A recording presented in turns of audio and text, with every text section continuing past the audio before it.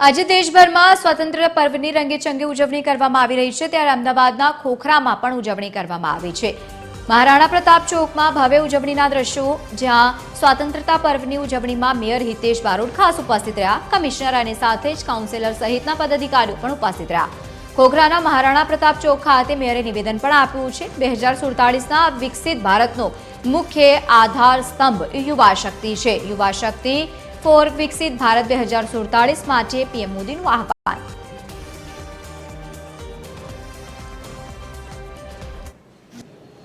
वंदे मातरम गीतना 150 वर्षની ઉજવણી અંતર્ગત હર ઘર તિરંગા ને સાર્થક કરી દરેક ઘરમાં તિરંગો ફરકાવી શહેરીજનોને દેશભક્તિની ભાવના ચરિતાર્થ કરી છે।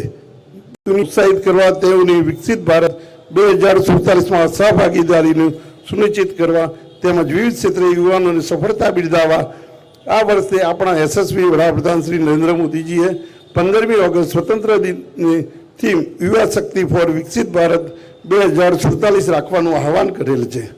ભારત દેશના 50 કરોડથી વધુ યુવાનો વિકસિત ભારત 2047ના મુખ્ય આધારસ્તંભ છે। આધારસ્તંભને સરૂઢ કરવા તેનામાં સહકાર અને શિક્ષણ અને કૌશલ્ય જ્ઞાન વિજ્ઞાન અને વિવેકી વૈજ્ઞાનિક દ્રષ્ટાંત સિંચન શરૂ કરવાનું યુવાનોને સર્વાંગી વિકાસ દેશના સાચા અર્થમાં વિકાસ કહેવાય।